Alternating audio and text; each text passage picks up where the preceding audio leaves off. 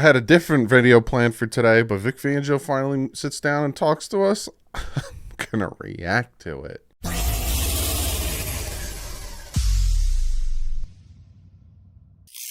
What is up, Fin fans? Vic Fangio, for the first time in Dolphins gear, sits down with the man, Travis Wingfield, and he gives a little bit of insight. It's about a 5-minute video. You can find it down there on the Miami Dolphins YouTube channel, because I am going to stop and interact and respond to things he says if you want to watch it without listening to my dumb voice.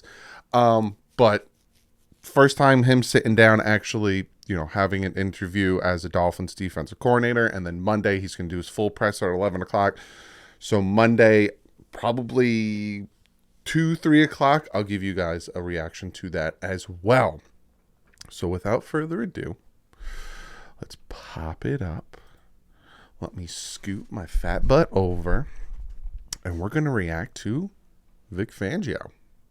What's up, Dolphins? I'm Travis Wingfield, and today I'm joined by a very special guest, new Dolphins defensive coordinator, Vic Fangio. Coach, welcome to the Miami Dolphins. Thank you. Great to be here. We're very happy to have you in. And you've obviously spent, much of your life and career in the National Football League, but never before has your journey brought you down here to Miami. Now, there's obviously plenty of reasons to want to live in South Florida and coach in this organization, but I'm curious which of those reasons was most important to you? You're right. There's a lot of reasons, but most importantly to me at this time is that I think there's a quality football team here that has great potential, and hopefully we can untap that potential and have a good season. And So, obviously, right, let's address the elephant in the room.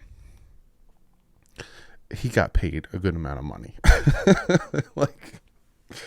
Let's not just skirt past the fact that from the rumors of his contract, about $4 million a year for defensive coordinator, it's a lot of money. But also, you're gonna want to have to coach down here, right? Because I could pay you a ton of money to do something you would be miserable with. You're not gonna want to do it, right? So obviously, like he said, you got to look at the team that we have down here. You got to look at the young talent and Phillips, now Bradley Chubb, and Javon Holland, Cater Kohu, Trill Williams, Christian Wilkins, resign him, Sealer, Raekwon Davis. Like, this defense is a few pieces away. And most of that, the people I named are young, right? They're young. Brandon Jones, young guys. We just needed that DC to mold them, right? You saw what Flores was able to do, right, to cover up the shortcomings of that defense. We just needed that good DC. Sometimes you got to overpay for something that's really good. Experience when moving to a new team, looking for players for your defense. What stands out most about those incumbents that you like? Is it talent? Is it fit? Is it coachability? Well, it's all that, but I really like to wipe the slate clean, and I don't really like to watch too much of what they've done in the past.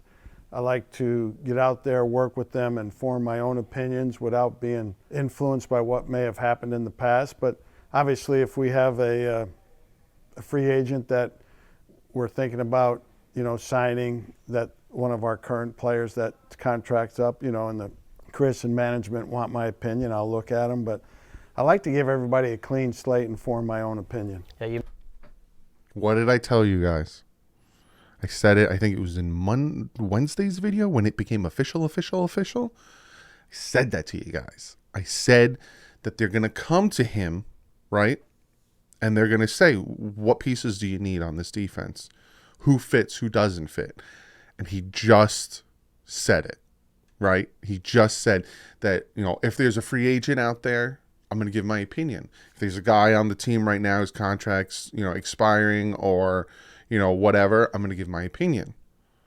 And names that are rolling through my head, right? Byron Jones. Vic. I don't know, whatever reason, right, for Byron. Was it because he didn't want to play with Josh Boyer? Was it because whatever reason? All of a sudden now we bring in the best defense coordinator in the NFL. What's your thoughts on Byron? Can you work with him? Does he fit your scheme? Yada, yada. If he says no, both June 1st cut.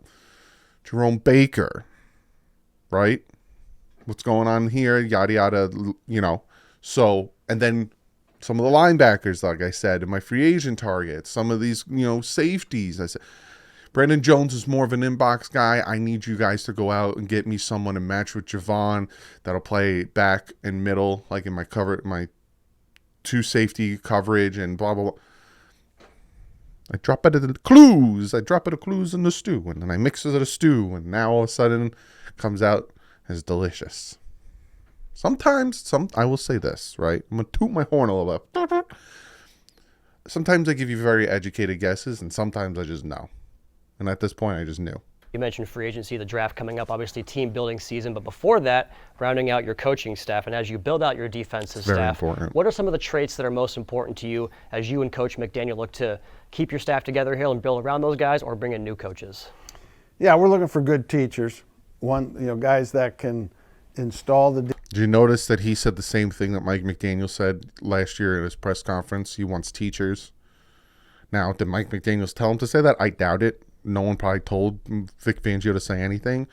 And I think that's why he took this job, and Mike McDaniel was so hard on pushing for him. They got the same mentality. Defense, teach the players what we're expecting from them, both from an assignment and technique standpoint, and then get those techniques taught on the field well enough to where they show up in the game. So it's teacher first and foremost. Obviously, you got to do a good job relating to the players to get that taught. But everything that is involved with teaching and coaching players is what we're looking for. And we've seen the concepts and rules of, let's call it the Vic Fangio defense, kind of trickle down throughout the National Football League over the course of the last several years. As you kind of step back and see the footprint that you've left on the NFL, do you take a sense of pride in that? Oh, I don't know. It's, I guess, imitation is the best form of flattery, or something like that. But I think that's I'd prefer it not being that way, because offenses get used to attacking it, and so we always have to adjust and come up with new things. But yeah, I think it's good that teams have tried to copy it to some degree, and because they've seen it be successful.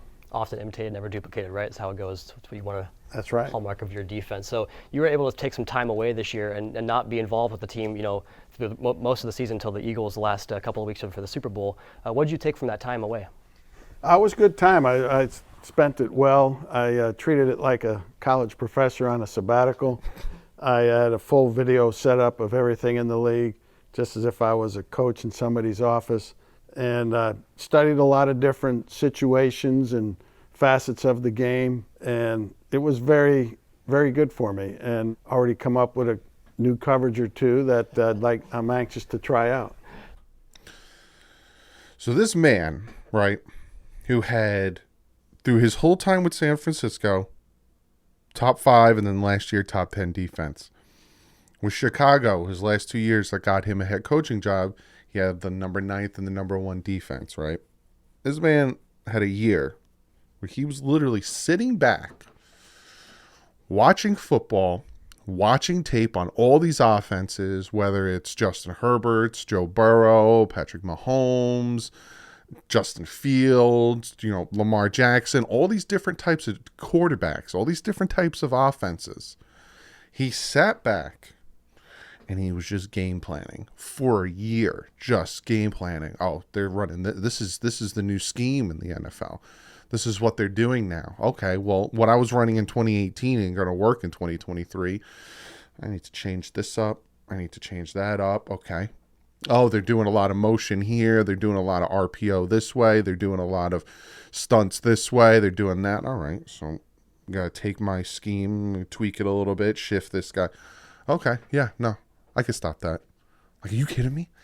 If that doesn't get you jazzed up that this man for a year was just sitting back watching the offenses of the 2022 and current NFL teams and was just scheming for a full year. So that's one of those things where you take some time off, but you can never really get the coach out of the coach. You're always looking at tape, right? Oh yeah, it was time off, but I used it well. Sure, that makes a lot of sense. So switching up to some non-Dolphins defensive topics here, the Dolphins had their best offensive output last season in 25 years. When you take a look at this Dolphins offense, what are some things that would maybe keep some defensive coordinators up at night? Well, I think it starts with their receivers. Waddle and Tyreek Hill, they're two great receivers. And Tua had a nice year going when he was healthy. And What did I just say?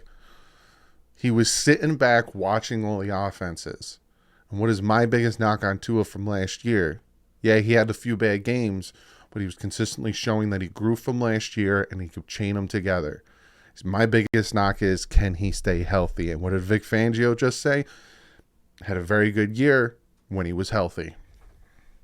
It's like me and Fangio are just one and the same. And Mike does a good job mixing things up, both from a formation and play standpoint.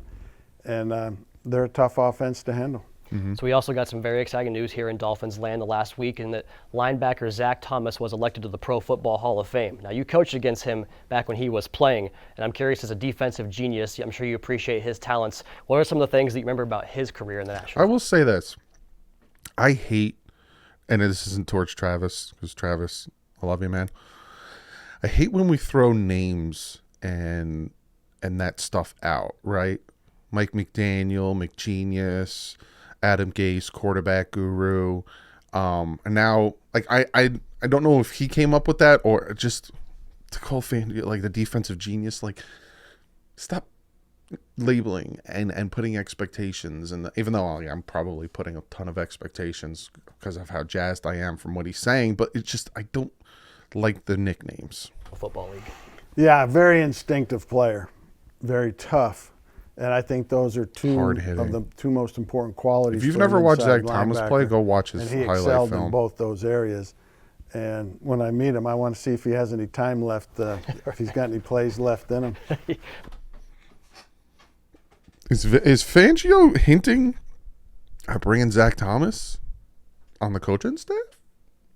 Maybe he does. He's in great shape. I saw a video of him at the Hall of Fame. He looks pretty good these days. Good. So maybe give him a call. Last one for you here, Coach. What are you most looking forward to about joining the Miami Dolphins? You know, just to get this franchise back to the heights that it had in years past. I think the NFL is a better league when the Dolphins are contending, and we hope to get it back there. I think we all agree on that. That's all. What a way to end that interview. The league is better when the Miami Dolphins are contending. What a great hire. Not only does he have the accolades, not only does he have the track record and the resume, but like, I need to, you guys know how I am. Rather be surprised than let down. And this was a 5-minute clip of him sitting down with Travis. Side note, really like the new background. That's where the team meets, and I love having all those images up there of, all the greats. But it just gets you so pumped. If like he said, he can bring it back to the Dolphin defense and the Dolphin team of the past, Jason Taylor, Sam Madison, Patrick Surtain, McKnight, Junior Seau, even that short stint with Zach Thomas, I'll say Edouard Lagounlier, Tim Bowens.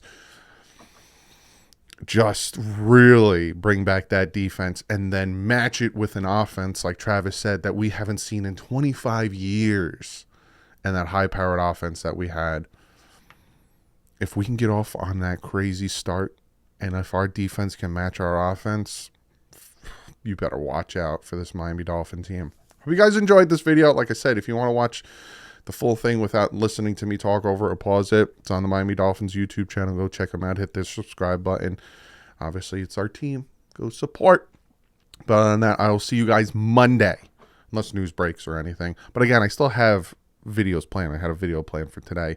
I'll put it out Tuesday. But Monday, his presser, we'll ask him more specific questions, and I'll react to that as well. But I hope you guys have a fantastic weekend. But like usual, stay classy. It fins up.